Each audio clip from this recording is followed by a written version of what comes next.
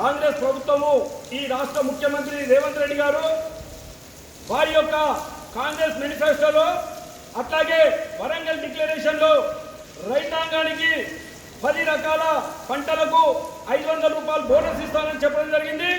అట్లాగే ప్రతి రైతుకు కూడా 2 లక్షల రూపాయలు టీఆర్ఎస్ ప్రభుత్వం 1 లక్ష రూపాయలు ఇస్తుంది. మీరు వెంటనే బ్యాంకులోకి వెళ్ళి 2 లక్షలు తెచ్చుకోండి, మా ప్రభుత్వం రాగానే 2 లక్షల రుణమాఫీ చేస్తానని చెప్పడం జరిగింది. దానితో పాటు ఈ యొక్క బీఆర్ఎస్ 5,000 రూపాయలు ఇస్తా ఉంది. రైతు భరోసా, రైతు పెట్టుబడికి ఈ 5,000 సరిపోవు, మేము 7,500 రూపాయలు ఎకరానికి ఇస్తాం.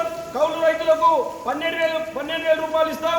అట్లాగే ఈ రాష్ట్రంలో ఫసల్ బీమా అమలు చేయకపోవడం వల్ల బీఆర్ఎస్ ప్రభుత్వము కాంగ్రెస్ ప్రభుత్వం వచ్చిన తర్వాత రైతాంగానికి ఈ రాష్ట్రంలో ఫసల్ బీమా యోజనని అమలు చేస్తానటువంటి చెప్పినటువంటి ఈ రాష్ట్ర ప్రభుత్వం ఇప్పటికీ 19 నెలలు గడుస్తా ఉన్నా ఇప్పటికీ ఎక్కడ కూడా పూర్తి స్థాయిలో రైతులకు పెట్టుబడి భరోసా ఇవ్వలేకపోయిండ్రు, 2 లక్షల రూపాయల రుణమాఫీ చేయలేకపోయిండ్రు.